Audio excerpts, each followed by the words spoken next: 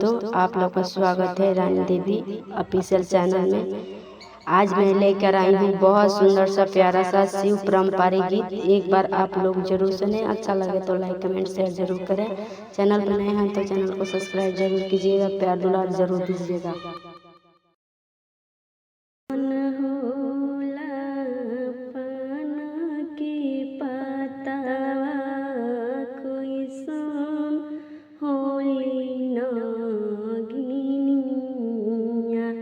कैसन होला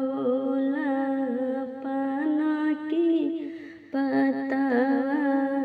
कैसन होली नगिनिया, कैसन होली गौरा हो बेटी पिसेली भांग धतुरिया, कैसन होली गौरा हो बेटी पिसेली भांग धतुरिया, हालहर होला पाना पतवा लाली होली नगिनिया, हरियर होला पाना की पतवा लाली होली नगिनिया,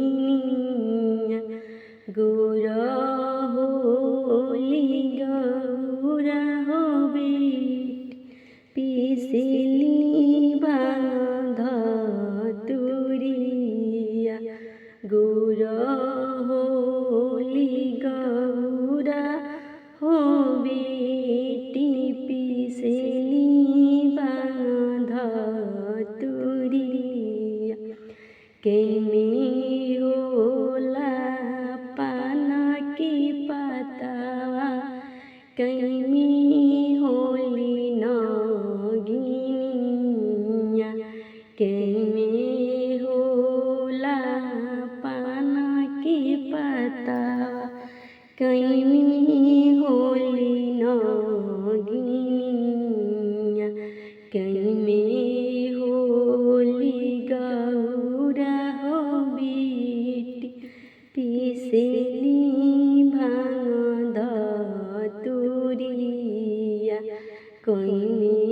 होली गौरा हो बेटी पिसेली भांग धतुरिया, वन में होला पाना की पतवा, वन में होली नगिनिया, वन में होला पाना की पतवा, वन में होली नगिनिया, घर में होली गौरा हो बेटी पिसेली भांग धतुरिया,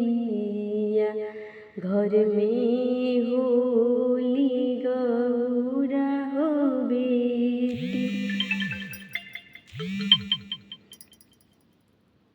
घर में